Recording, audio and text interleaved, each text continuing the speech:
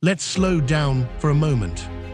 There's a kind of loneliness that doesn't come from being rejected. It doesn't come from being ignored. It comes from something quieter. It comes from being praised. Maybe you've always felt a step apart. Even in a room full of people, there's a subtle distance. A feeling that you're watching life happen rather than fully living it, like you're always one thought behind the moment. You were often seen as the bright one, the one with potential. And still, somewhere along the way, it started to feel like everyone else was moving forward, and you were paused. This isn't about fixing anything, and it isn't about motivation, confidence, or social skills. It's about understanding a quiet pattern, one that often forms early in life, and one that can shape how we relate to ourselves and to other people years later. If you stay with this until the end, you might recognize something familiar, not a flaw, not a failure, just a way of being that once felt safe.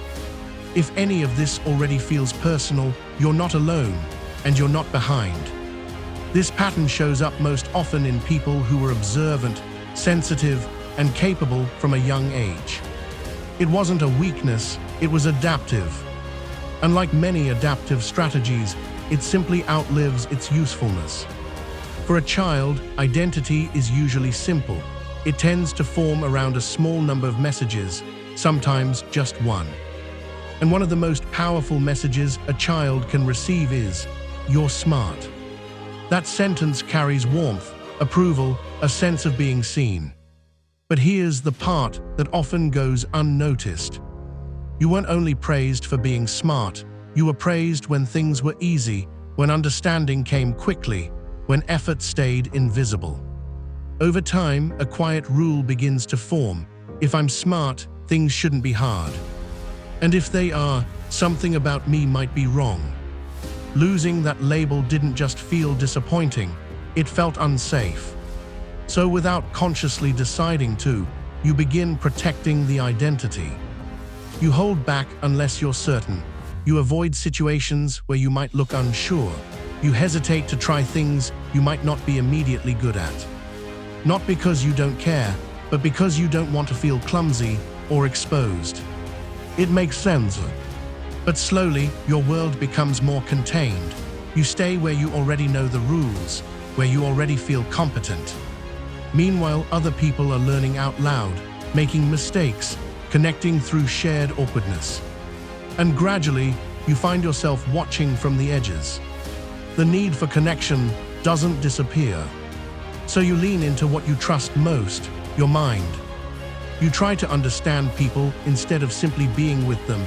You analyze conversations, you rehearse responses, you stay one step ahead mentally. From the outside, it can look like engagement, but internally it's effortful. And because it feels like something you should be good at, you may start avoiding it as well. Loneliness grows, and the mind, so capable of solving problems, tries to reason its way out. But emotional loneliness doesn't dissolve through logic. When that emotional ache becomes too sharp, the mind often finds one last way to protect itself. It offers a story. You're not lonely, you're just different, deeper. These conversations aren't really for you. This isn't arrogance, it's protection. It hurts less to feel above others than to feel left out. But this defense comes at a cost. It quietly closes the door to being seen. And most people don't even realize when that door was built. So this isn't a story about being broken, and it isn't about being too smart. It's about a child who found safety in competence, and an adult who no longer has to live there. The value was never in being impressive. The value is in being present.